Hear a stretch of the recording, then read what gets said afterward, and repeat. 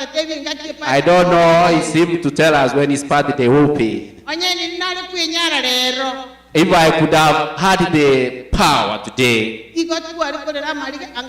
used to cry tears. We used to cry tears. I could have had something to give him so that he can remember this metro. Thank you. God bless you, Pastor. Welcome. We say he comes from Wabongonkos. From there. God bless you. God bless you. Welcome, Pastor. Welcome, Pastor. Welcome. Thank you.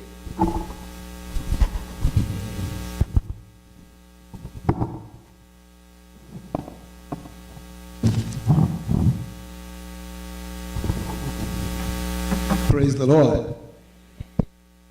Mungu atukuzwe. May I say this? Wacha niseme hili. I'd like for you to give God a hand. Napenda mpatie Bwana mkono. Give God a hand. Now, I want you to give yourselves a hand. Nataka mjipatie makofi. You know, administration, mnajua katika utumishi, sometimes trying to guide God's people, wakati mwingine kuelekeza watu wa Mungu, it's like herding rabbits.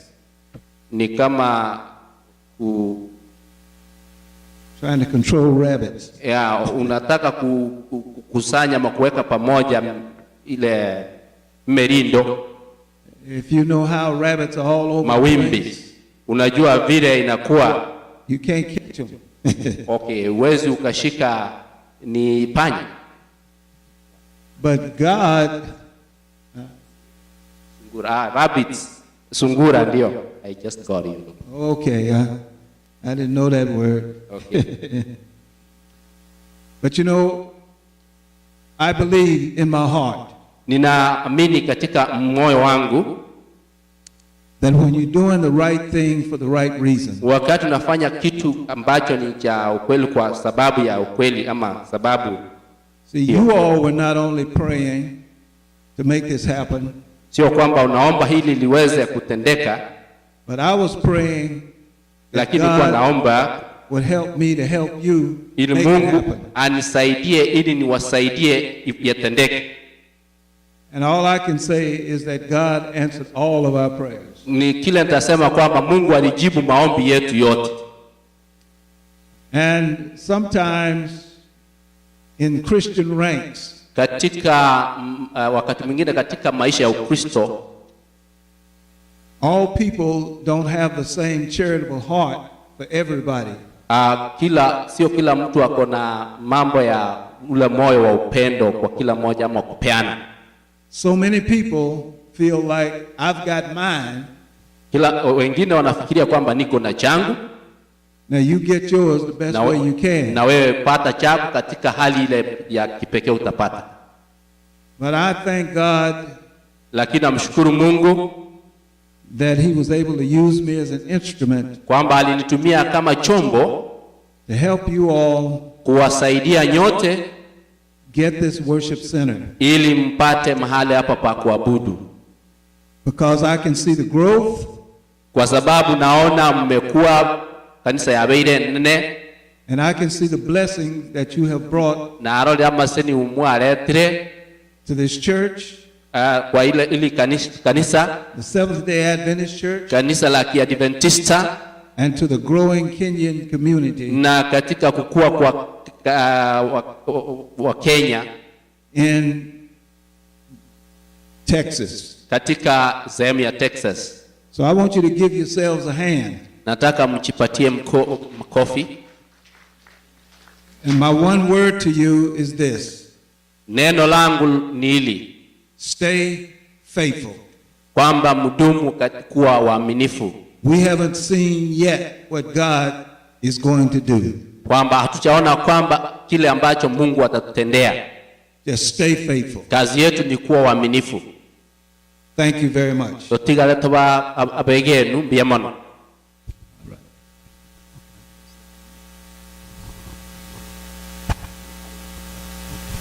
I just found out he's going to translate everything. Okay, if you will open your Bibles.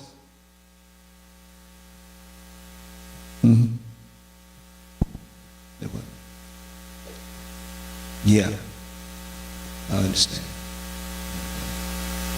Tufungue Biblia zetu.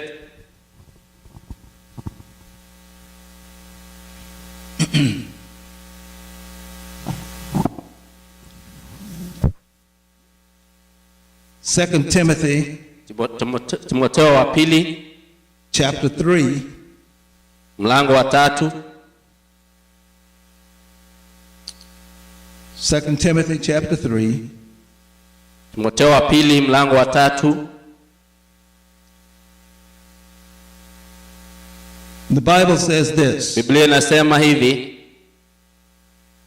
but know this, mjue hivi ili that in the last days kwamba siku za mwisho perilous times will come. takuwa nyakati ngumu.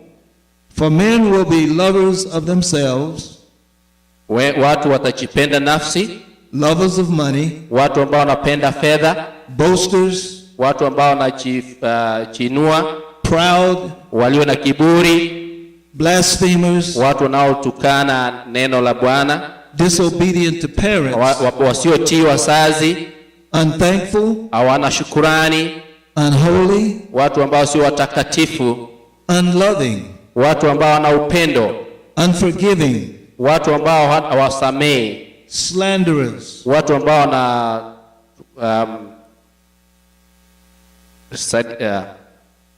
slanderers. Somebody help him, I can't. Yes. Tutasemaje? Wasaliti,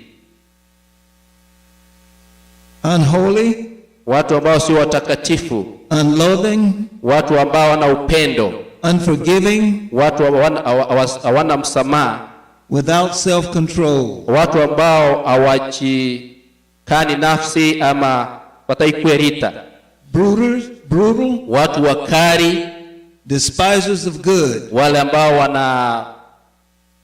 wasiopenda mazuri, traitors, watu ambao ni wasaliti, headstrong, watu ambao wako na kichwa ngumu, lovers of pleasure, watu wanaopenda mnaza rather than lovers of God, kuliko kumpenda Mungu, having a form of godliness, walio na hali ya uungu but denying lakini wakikataa its power. nguvu zake. From such people, Kwa hao turn away. jitenge. And I want to speak to you this morning Nataka nizungumze nanyi asubuhi hii on this particular subject. katika neno hili. Stay faithful. Dumu mkiwa waaminifu. Yeah. Pray with me. Omba nami. Father, Baba, bless these lips. Bariki ndimi hii. Bless this message. Bariki ujumbe huu To the hearts of thy people. katika mioyo ya watoto wako. In Jesus' name. Katika jina la Yesu. Amen. Amen.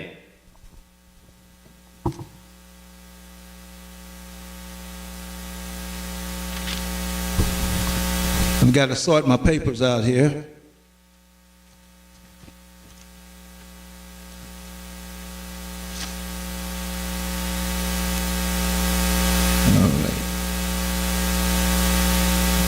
My subject mada yetu that I want to speak to ambayo nasungumzia asubuhi hii is entitled inasema Dark Waters.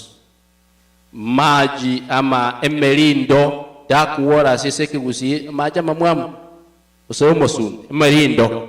Amen. Yeah. Dark waters. Okay. It's a pleasure Ni furaha to be a member of the Seventh-day Adventist Church. kuwa mshiriki wa kanisa la Kiadventista. And it's a blessing Na ni mibaraka that God has brought us into this faith. kwamba Mungu ametuleta katika imani hii. I want to read a statement to you Nataka kusoma neno hapa from the spirit of prophecy. Katika kitabu cha roho ya unabii, Messages. This statement comes from Christian Service. Inatoka katika kitabu cha Christian Service, page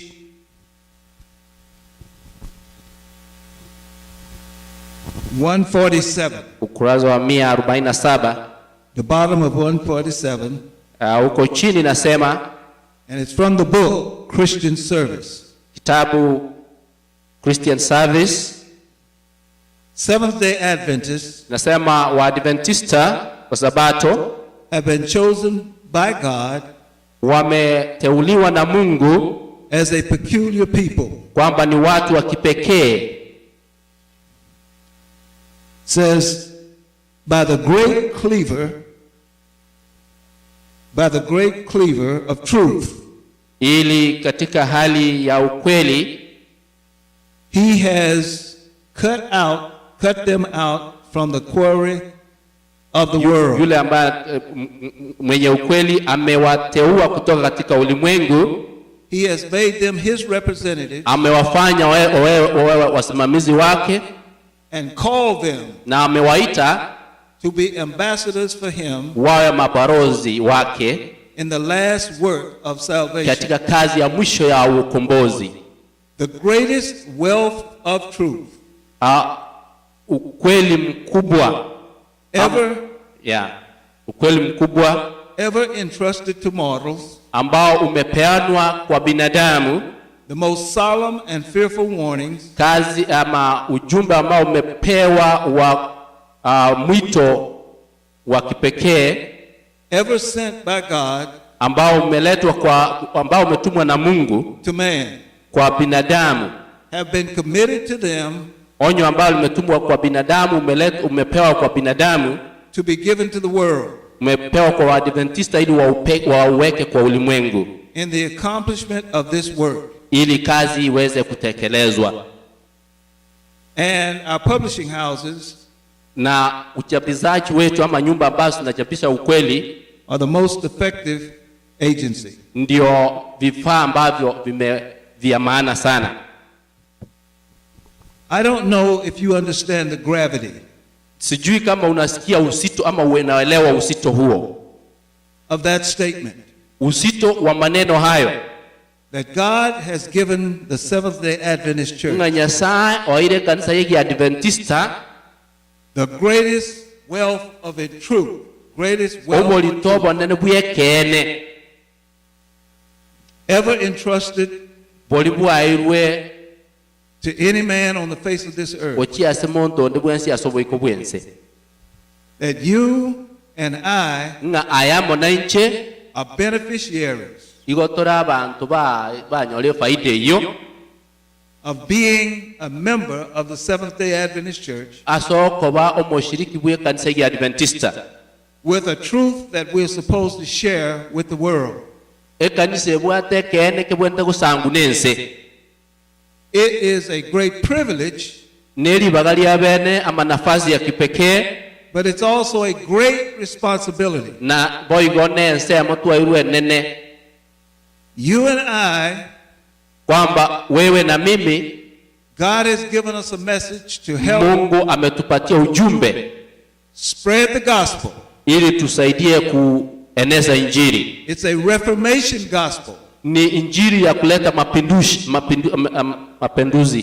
To bring people to the truth of God. Ili watu waletwe katika ukweli wa Mungu. And prepare them for the second waandaliwe kwa ajili ya of Jesus Christ. Marejeo ya pili ya Yesu Kristo.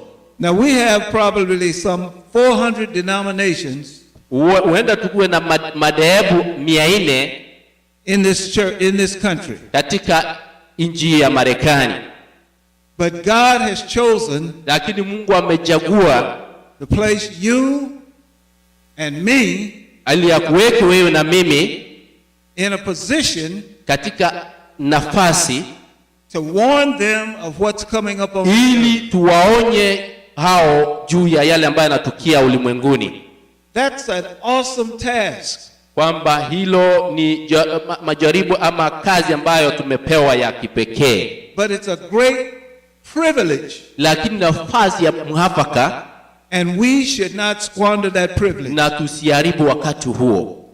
We are obligated Tumepewa nafasi to share this message, ili tuweze kupeleka ujumbe huu, to prepare people for the second coming of Jesus. kuandaa watu kwa ajili ya marejeo ya Yesu. And it's not something that we should take lightly. Na sio jambo ambalo tutachukua kama ni msaha.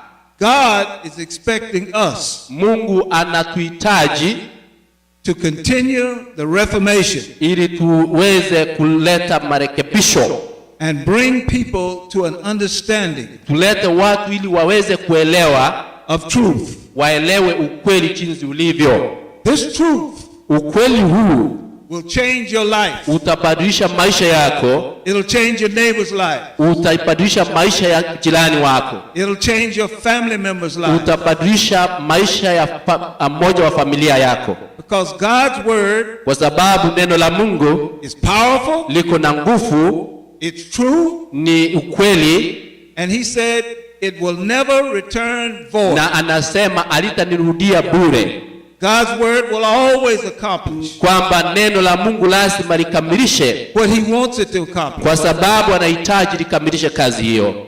And so, with that in mind, Kwa hivyo tukiwa na hayo mawazoni, you and I need to understand mimi na wewe tunahitaji tuelewe the responsibilities kwamba tumepewa wajibu that we have ambao tuko nao, to try and win as many people tujaribu ili tuwalete wengi as we possibly can.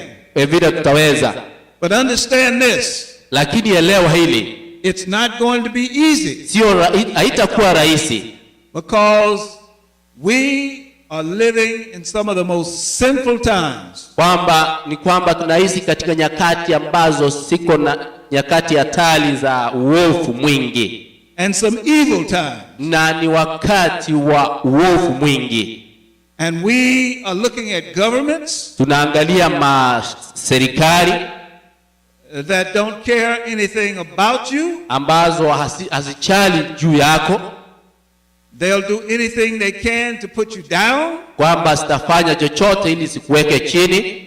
And in America, Na kwamba hapa Marekani we talk a lot about freedoms. tunazungumza sana juu ya uhuru, But kuwa you huru. need to understand Lakini unahitaji uelewe that we as people of color kwamba sisi watu wa Mungu have our heritage in another country and other countries. tuko na mahali tumetoka, That we are not all welcome here in America. kwamba sio kwamba tumekaribishwa zote hapa Marekani, Now, others have come here kwamba wengine tumekuja hapa and it was a freedom of choice. na pengine ulikuwa umechagua tu kuingia, I don't know exactly where my African heritage is from, kwamba mimi sijui misisi yangu ya Kiafrika iko pande gani, but I know I got African blood. lakini najua kila kitu I even have a Ghanaian name, kwamba niko na jina la kutoka Ghana, Kofi Owusu, niko na jina linaloitwa Kofi Owusu, and I love that name. na napenda jina hilo. Now, brothers and sisters of mine, Ndugu zangu, although many people may not want you here, huenda wengi wasikutake hapa, God has brought you here. lakini Mungu amekuleta hapa, And because God brought you here, na kwa sababu Mungu alikuleta hapa, He has a purpose for you, ako na lengo kwako, for being here. kwa kuwa kwako hapa. He has a purpose, Ako na lengo, and that purpose is na lengo hilo prepare other people ni kwamba uandae watu wengine for the greatest event that's going to take kwa place jambo la kipekee ambalo litatendeka hivi in this karibuni world, katika dunia hii, and that's the second coming of na Jesus hilo Christ. jambo ni marejeo ya Yesu Kristo mara ya pili. You and I Mimi nawe are going to be responsible tutaenda kuwa tunawajibika to help hasten and usher in the second coming of Jesus. Uweze kuharakisha na kukaribisha marejeo Yesu.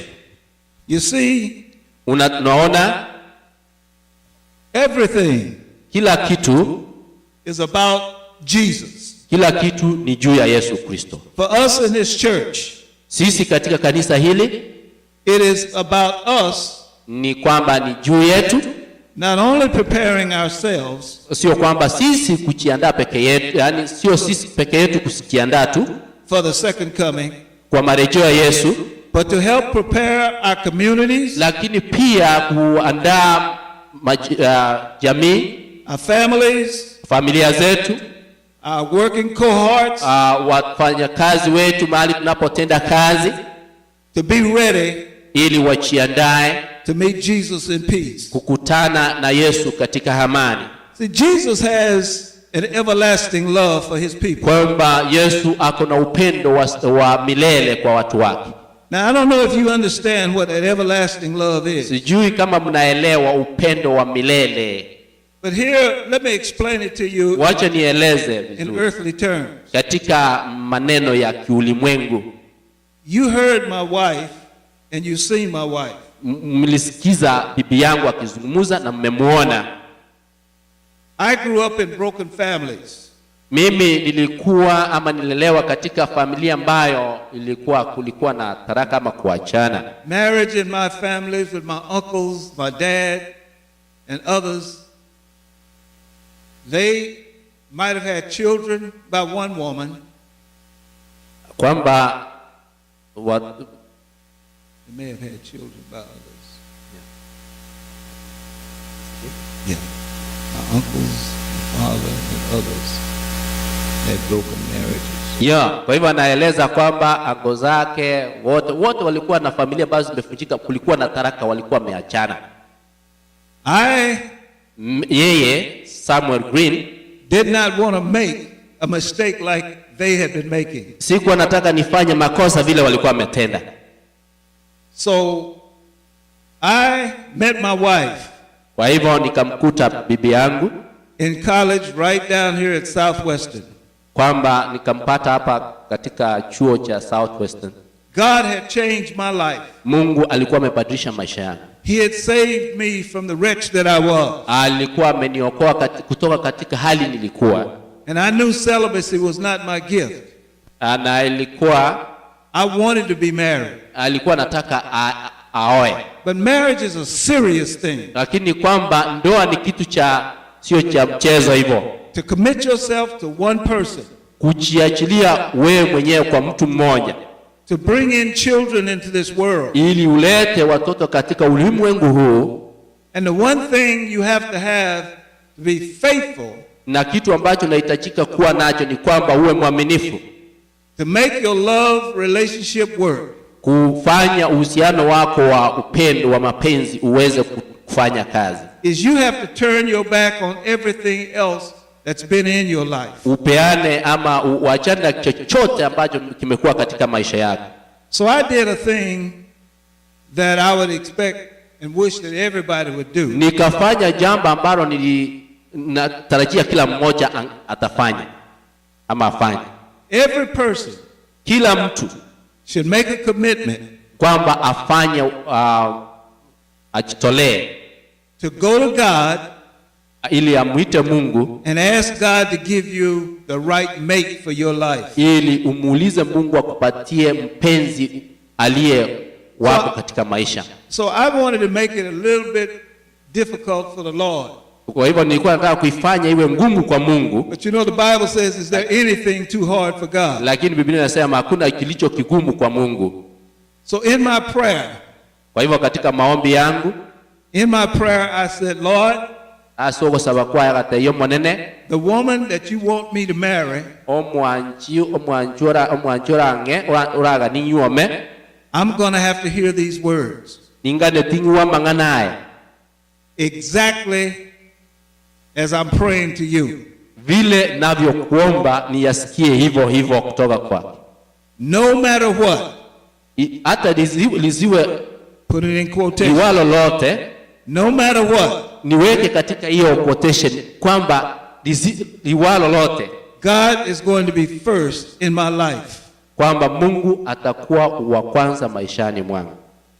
Now folk, you can try to manipulate that and try to get somebody. But it won't come out right. If you pray that prayer sincerely, ukiomba hilo ukiwa kweli, ukiomba kwa kweli, God will turn away everybody and everything else. Mungu ataweka kila mtu kando na kila chochote kando. But one night, lakini usiku mmoja, I had started dating my wife. Yes, alikuwa anampatia maita date. They know what I mean. Yeah. Anasema moiwete kiamineti. Yeah. I knew she had options to be a teacher. Lakini nilikuwa najua alikuwa na nafasi ya kuwa nafasi zingine, lakini alikuwa anataka ya kuwa mwalimu. Her degree was in education. Na degree yake ilikuwa mambo ya ualimu. She might have even taught some of your children at Burton. Huenda aliwafunza watoto wenu katika Baden. But I asked her, lakini nimuuliza, what do you plan on doing when you graduate this year? Unahitaji kufanya nini ukigraduate ama ukimaliza masomo yake mwaka huu? And she told me that she had some options. Aliniambia kuna options ama one option moja was working for the Texas Conference of Churches. Afanyie church schools.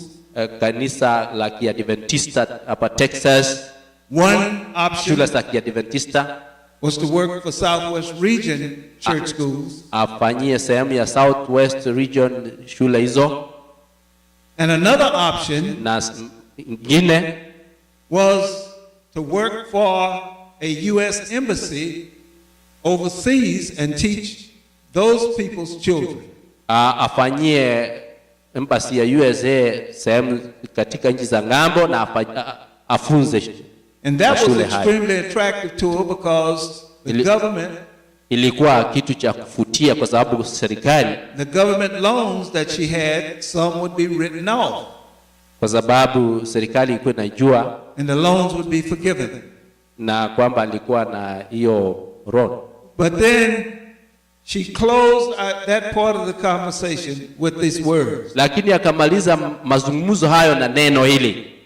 She said, Sam, no matter what, Samuel, liwe lolote, liwa lolote, the Lord's going to be first in my life. Mungu atakuwa wa kwanza maishani mwangu. The exact words I asked God engane lina sabeto monene to put into the mouth yabe kase omunu of the woman that oso mokungu olia ngojikonywa that was supposed to be my spouse for life. Oyo ngojiko bomwanjo na sobogima.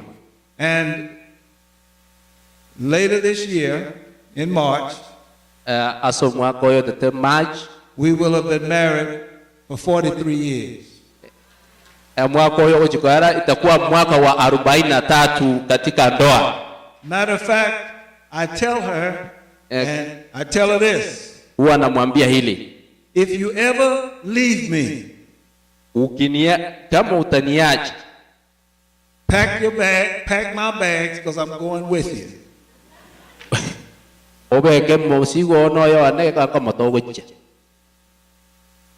And brothers and sisters of mine, I've told you that story because in order to be effective for the Lord, you have got to commit to Jesus, fully surrender to him, and go and do what he has called you to do. Now, this message that I'm talking to you about today, I've entitled it nimeuweka mada ama kichwa kinachosema Dark Waters, melindo ama mawimbi, uncharted waters. Na ni kweli ni mawimbi. You and I wewe na nami are going to see some things take place in our world tutaenda kuona vitu vikitendeka maishani mwetu that are not just going to be frightening, kwamba ambavyo sio vya kuogopesha tu, but I'm going to say it this way. Lakini nitaweka hivi.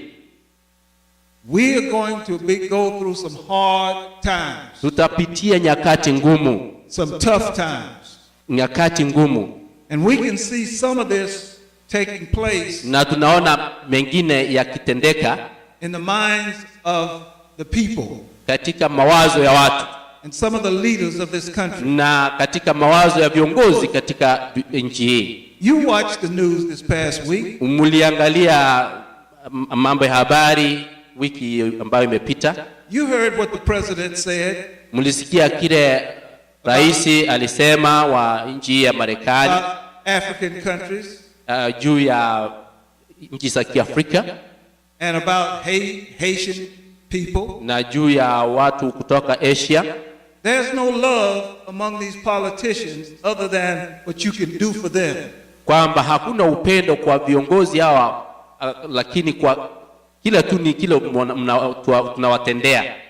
And since there's no more slavery in this land, kwamba hakuna mambo ya utumwa katika nchi hii, many of the people that don't look like us don't see our worth and our value. Kwamba watu ambao wengi hawaonekani kama sisi, hawaoni umuhimu na faida yetu. But as long as you got Jesus, lakini ukiwa na Yesu, as long as we keep following him, na tukiendelea kumfuata Yesu, we don't have to worry about hatuna haja ya kusumbukia juu ya viongozi. Jesus is going to always get us where he wants us to be. Kwa sababu Yesu atatuweka mahali ambapo anahitaji tuwe. I want you to take time now to say amen, Jesus. Nataka mchukue nafasi mseme amina. Amen. Now brothers and sisters, here's what we face. Wenzangu, haya ndio tunayoangalia ama tunayopitia. We don't always know the future. Hatujui juu ya yale ambayo atakuja, but we know who holds the future. Lakini tunajua nani ameshikilia yanayokuja. Our Jesus, our God holds the future of our lives. Yesu wetu, Mungu wetu ameshikilia maisha yetu ya hapo mbeleni. And the work of this church, na kazi ya kanisa hili, in his hand. Ni katika mikono wake. It can't be wrested from his hand, taken from him. Hakuna njia itatolewa kwa mikono yake. But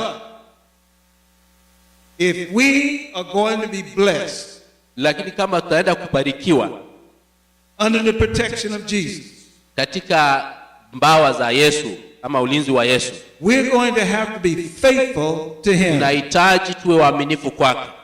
We're going to have to depend on him. Tumtegemee. And we're going to have to do his work. Na tufanye kazi yake faithfully. Kwa uaminifu. We're not going to be able to do it slipshod in any old kind of way. Tusifanye kwa uzembe. Because God's work deserves our best efforts. Kwa sababu kazi ya Mungu inahitaji nguvu zetu zote. Can you say amen? Simseme amina.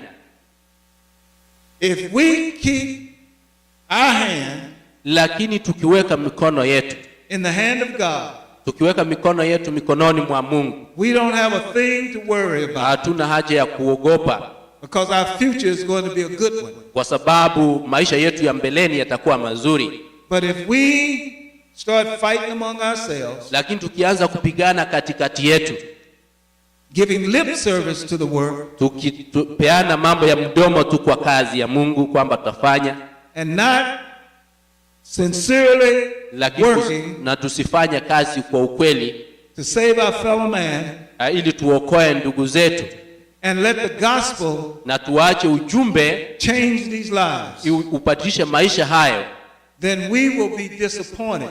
Basi tutaibika. Because the Lord says one day there's going to be a great separation. Kwa sababu Mungu anasema siku moja kutakuwa na kutawanyika. He says anasema that separation is going to be a separation of sheep and goats. Kwamba kubadilika ama kuwawanya huku kutakuwa kwa kondoo na mbuzi. A characteristic of a sheep is that they follow the shepherd. Kwamba hali ya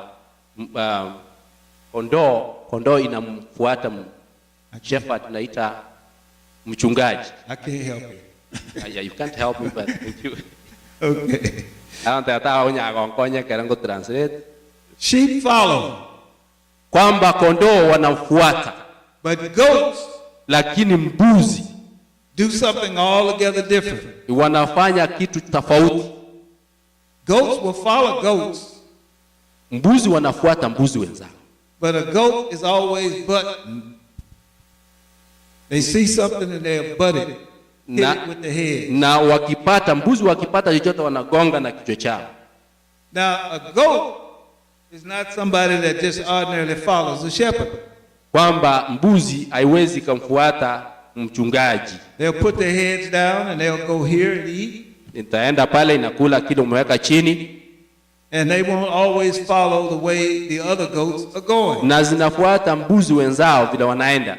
So we want to have the heart of a sheep. Na tunahitaji tuwe na mioyo ya We want to kondoo. follow the good shepherd. Tufuate mchungaji mwema. We don't want to be, when God confronts us with something, Kwamba Mungu akileta jambo kwetu and he's trying to lead us in a certain way, na anataka tuongoze kwa njia fulani, we don't want to be, well, Lord, but why can't I do it this way? tuwezi tukasema kwamba Mungu tutafanya nini juu ya hii. We're going to have to make up our minds that we're going to follow Jesus. Lazima tuweke mawazo yetu kwamba tunamfuata Yesu, No matter how hard it's going to get, hata iwe ngumu na jinsi gani, and in experience or anticipation. katika mioyo zetu ama katika kutarajia. Because if we put our hand in the hand of our Lord and Kwa Savior, sababu tukiweka mikono yetu katika mkono wa Yesu, we're going to have a good outcome. tutakuwa na matokeo mazuri. It's going to be important Itakuwa maana muhimu that we make up our minds tuamue that we're going to follow Jesus no matter what we have to. fuate Yesu iliwalo lolote. That's the God, that's the Christ that we serve. Huyu ndiye Yesu tunayemtumikia. Now, Sasa get a few notes here together. kuna maneno hapa kidogo. See, the line of distinction between Christians Kwamba mstari wa kuleta kutawanyika kati ya Mkristo and the ungodly, na wale ambao sio Wakristo, it's almost hard now to distinguish sio rahisi kutawanya ama kupata hiyo picha vizuri, kwamba hakuna tofauti Christians kati ya wale wanaosema ni Wakristo and the world. na wale wanasema ambao ni wa dunia. People should be able to look at our lives Watu lazima waangalie maisha yetu and be able to see a difference. ili waweze kuona tofauti. And that difference Na tofauti hiyo is extremely important. ni ya maana sana. It's important Ya maana ama ni muhimu because the way we live because njia tunayoishi will attract some individuals to accept Jesus. itawafutia wengine kumfuata Yesu ama kumkubali Yesu. And that's important Na hicho ni cha maana because I've been reading a little bit in the spirit of prophecy. kwa sababu nimekuwa nikisoma vitabu vya unabii. And one thing that it says is this. Vitabu vya roho ya unabii nasema hivi, There are going to be some people in heaven kwamba tutakuwa na watu pale mbinguni that you were acquainted with, wale ambao ulikuwa unawajua, and they're going to tell you, I'm here because of you. watakwambia niko hapa kwa sababu yako. You don't want it to be the other way around. Utapenda iwe njia nyingine. You don't want somebody to go to the Lord and say, Lord, I'm not here because of so and so. Hatuhitaji tuseme kwamba mtu aende aseme kwa sababu ya fulani na fulani ndio sikuingia mbinguni. What we're actually saying is, Kile ambacho tunasema do anything tunasema ni kwamba tusifanye chochote to cause someone to be lost. ili tufanye watu wapotee ama mtu apotee. We as Seventh-day Adventist Christians Sisi kama Waadventista should so live lazima tuishi that a person can read us like a book. ili mtu aweze kutusoma kama kitabu, From our behavior, katika vile tunavyoenenda, from our voice, vile tunavyozungumza, from our deeds, katika matendo yetu, and all the things that we do on the na face of this kila earth. kitu tunachofanya katika uzo wa ulimwengu. Don't allow the devil to use us Usimkubali shetani akutumie at any time katika wakati ule wote to discourage someone ili aweze kuua moyo wa mtu and cause someone to be lost. ama ufanye mtu aweze kupotea. And the uncharted waters, maji ambayo ama mawimbi, we can't see in front of us. We don't know what's beneath us. hatuwezi tukaona, lakini hatujui kile ambacho kiko ndani yake, But we know this, lakini tunaelewa hivi, that God knows. Mungu anajua. God knows every pit that the devil has prepared for you to Mungu fall in. anajua mitego shetani ameweka mbele yetu, And he can tell you how to step na anakuambia hatua utachukua here and there to miss hapa na hapa ili uepe those pits. hizo mitaro ama mitego shetani ameweka. You're not on this Christian journey by yourself. Sio kwamba uko katika mwendo wa safari ya Ukristo peke yako. When Jesus left this earth, Yesu alipoacha ulimwengu huu, alipotoka ulimwenguni, the disciples wanted him to stay wanafunzi walikuwa wanahitaji akae, because he said, it's imperative for me to go. kwa sababu aliwaambia ni muhimu mimi kuondoka, I must go, kwamba lazima niondoke, but I will not leave you comfortless. lakini sitawaacha peke yenu kama mayatima. When I go, Lakini nikienda I will send the comforter, nitamtuma msaidishi the Holy Spirit. ambaye ni Roho Mtakatifu. Keep your lives clean so the Holy Spirit can live within Weka you. maisha yenu yawe masafi ili Roho Mtakatifu aweze kudumu ndani yenu, And you won't have to worry about being led astray. kwamba mtaogopa kwa hali ya kupelekwa kando. But if God leaves us to ourselves, Lakini Mungu akituacha peke yetu, we can so fall in love with this world and its things tutapenda ulimwengu na vitu vyake, that we can walk astray of how God wants us to walk. na tuweze kupotea ama tuenende kinyume cha vile Mungu anahitaji tuweze kuenenda. It's extremely important. Ni maana muhimu sana, It's of the utmost importance ni kitu cha muhimu zaidi that we keep our hand and our lives in the hand of Jesus. tulinde ama tuweke mikono yetu na maisha yetu mkononi mwa Yesu. It doesn't matter how dark the path may be. Haijalishi vile maisha yako ya hapo awali yamekuwa ya giza It jinsi doesn't gani, matter how rough the waters going to be. pengine mawimbi ambayo yako mbele yetu vile yatakuwa. God knows the path through the darkness. Mungu anajua yale ambayo yako katika giza. He knows the depths of the waters Anajua undani wa maji that we must go through. ambayo tunapitia, And there's no way na hakuna njia that God will lead us wrong, Mungu atatuongoza vibaya, because he has promised kwa sababu ameahidi that if we follow him, kwamba tukimfuata heaven will be our destination. kwamba tutafika mbinguni. And you know why I believe Mnajua kwa nini naamini? that?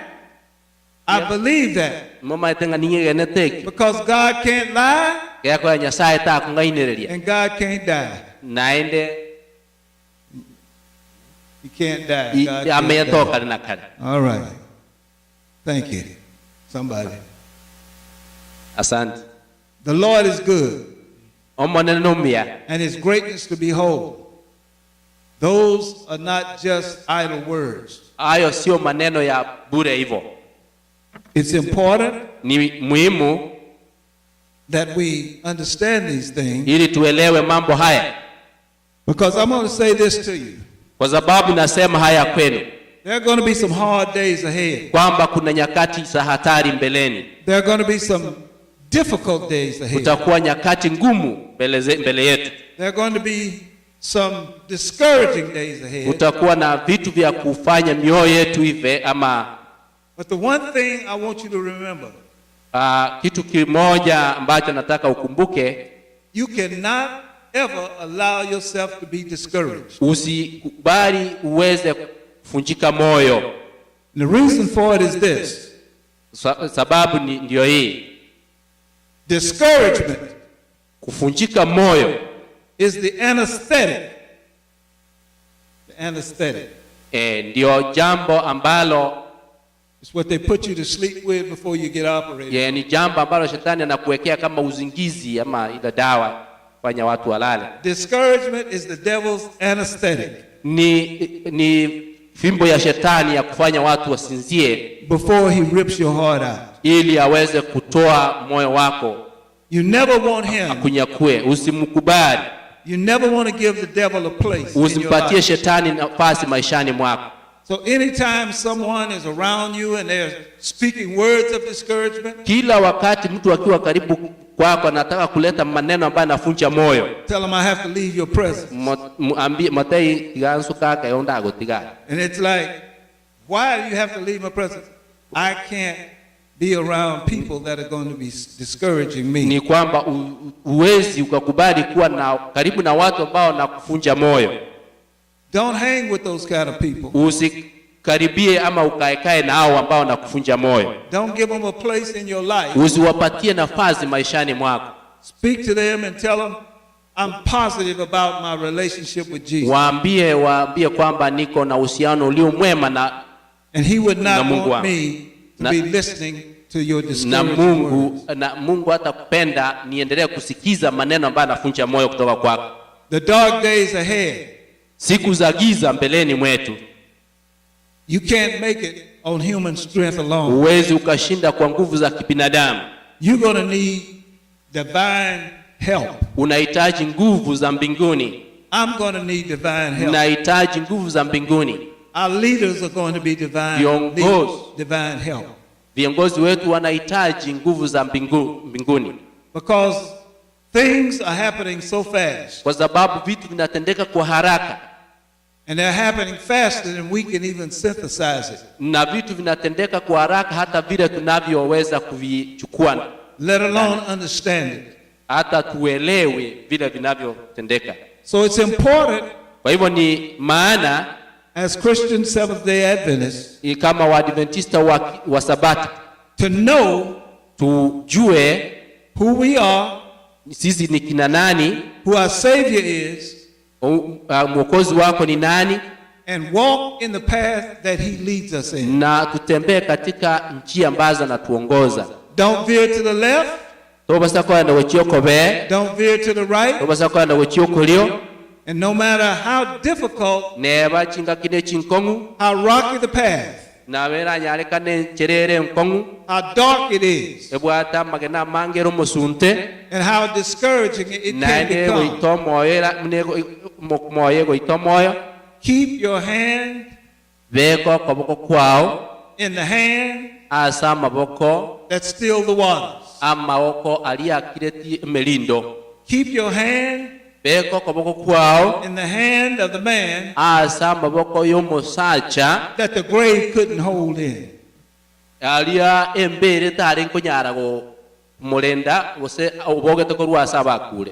the things that perplexed Jesus and came at him and tried to destroy him, he conquered it. And he conquered it for you and me.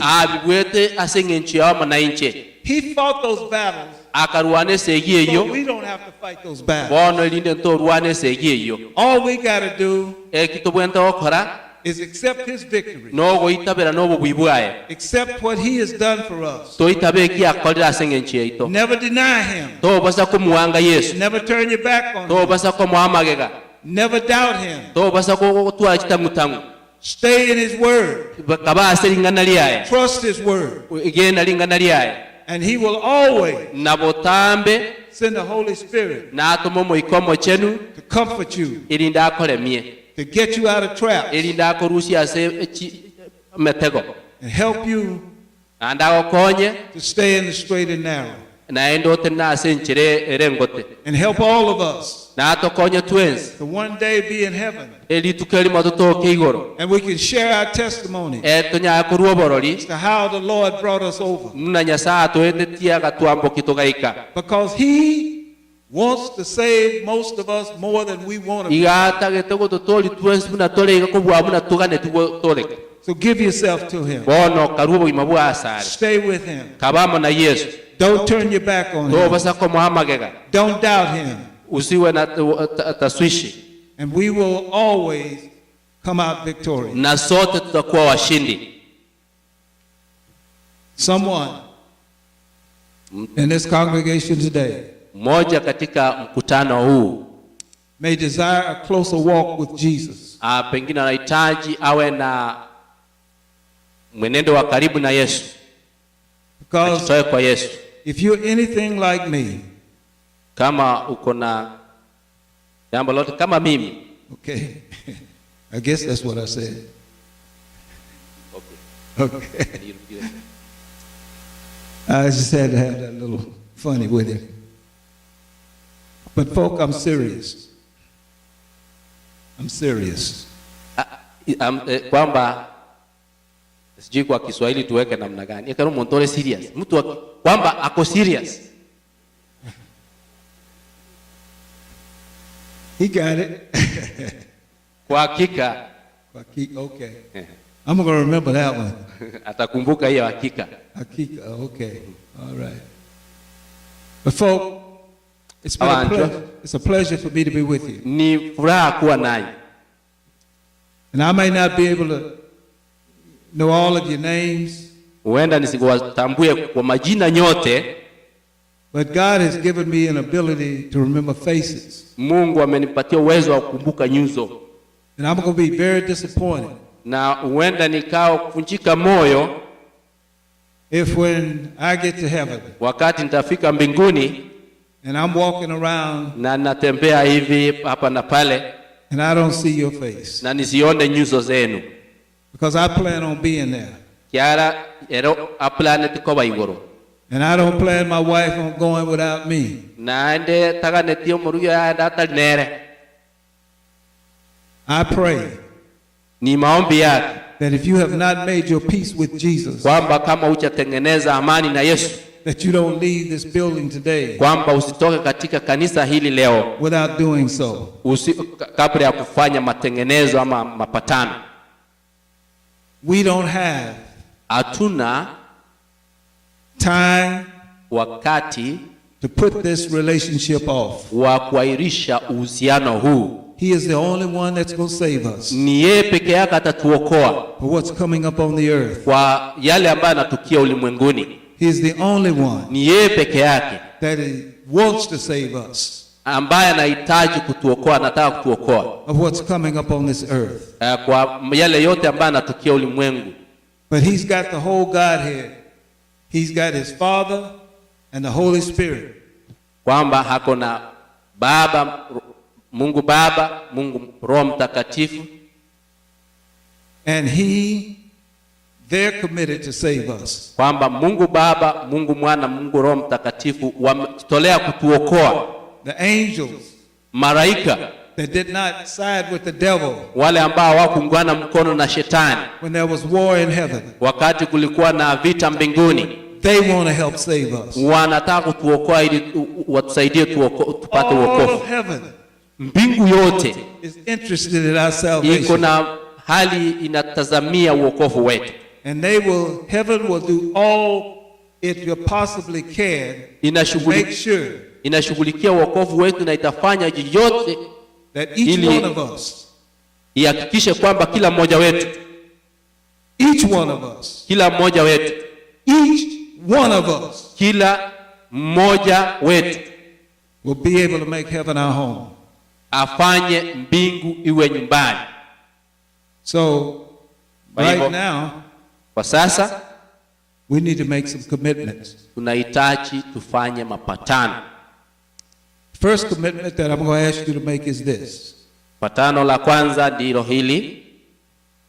That if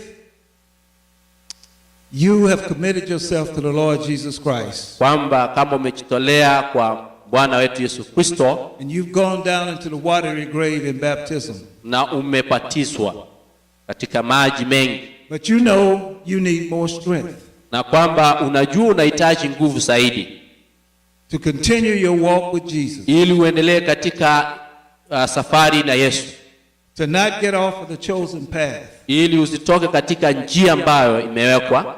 Not go to the left or to the right. Usiende mkono wa kushoto ama kulia. But straight ahead with Jesus. Ili uenende mbele na Yesu.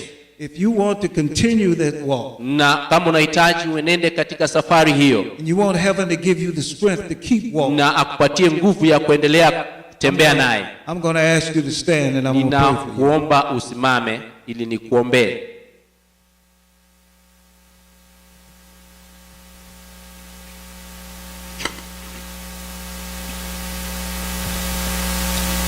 Father in heaven, Baba uliye mbinguni, I heard the people standing. Hao wamesimama with my head bowed and my eyes closed. Na nyuso zangu ikiwa imekunjwa na they're not standing because of me, Lord. Wamesimama sio kwa sababu yangu, but they're standing because they know they need you. Wamesimama kwa sababu wanajua wanakuhitaji. Continually. Wakati wote. Every day. Kila siku. Every minute of the day. Kila dakika ya siku. They want to walk with you. Wanahitaji watembee nawe. So that their lives will culminate. Ili maisha yao in heaven. Yafikie mbinguni. To be with you throughout the ceaseless ages of eternity. Ili wakae nawe milele pale mbinguni. So God, I'm praying now, fix their hearts. Ni kwamba nawaombea uweke mioyo yao sawa. Give them spiritual strength. Uwapatie roho ya nguvu ya kiroho. To fight off the devil. Ili waweze kumshinda shetani. Send your angels. Tuma malaika wako. To shore them up when needed. Ili wawasaidie wakati wanahitaji msaada. To encourage them when they need it. Wawatie moyo wakati wanahitaji. Help them to help each other. Wasaidie wengine when they need it. Wakati wanahitaji. Now, Father in heaven, sasa Baba wa mbinguni, there may be someone here who has not made a decision. Huenda kuna mwenye hajakata kauli to become a member of this church. Ili aweze kuwa mshiriki wa kanisa hili. If you have touched a heart today, kama umemguza moyo wake, we want to let that person know the doors of this church are open. Tunahitaji aelewe kwamba milango ya kanisa hii imefunguliwa. And now is the time to come. Na ni wakati wake kuja. And give their heart and their mind, their soul to Jesus Christ. Ajitolee kwa Yesu moyo wake na mawazo yake. If there's one, kama kuna yeyote, two, whatever, wawili ama wale wote wale, that needs to heed this call, ambao wanahitaji kutii mwito huu, accept Jesus and join this church. Wamkubali Yesu, wanaungana na kanisa lake. The doors of this church are open now. Milango ya kanisa hili imefunguliwa sasa. The arms of Jesus are open now. Na mikono ya Yesu imefunguliwa. The desire and the arms of the pastor and the members are open now. Na mikono ya washiriki wote na pastor imefunguliwa. With our heads bowed and our eyes closed. Na nyuso zetu zikiwa zimekunjwa na pia macho yetu kufungwa. If there's one for Jesus, would you come now? Kama kuna yote kwa ajili ya Yesu, jooni. Take a seat on this front row. Kuja hapa mbele. Please. Jooni. I beg of you. Don't let this salvation pass. Usiache wokovu upite. If there's one, kama kuna yeyote, would you come? Hebu kuja. If there's anyone, kama kuna yeyote, would you come? Njoo. Father in heaven, Baba uliye mbinguni, you see your people. Unawatazama watu wako. If it's necessary, kama ninahitaji, send your Holy Spirit to continue to appeal to them. Tuma Roho wako Mtakatifu aendelee kuwasawishi, that we can all be saved, ili zote tuokolewe, when you see him coming in the clouds of glory. Wakati takuja katika mawingu ya mbinguni ya utukufu. That we will be standing on the rocks, kwamba tasimama katika miamba, saying, lo, this is our God. Tukisema, tazama huyu ndiye Mungu wetu. He has come to save us. Amekuja kutuokoa.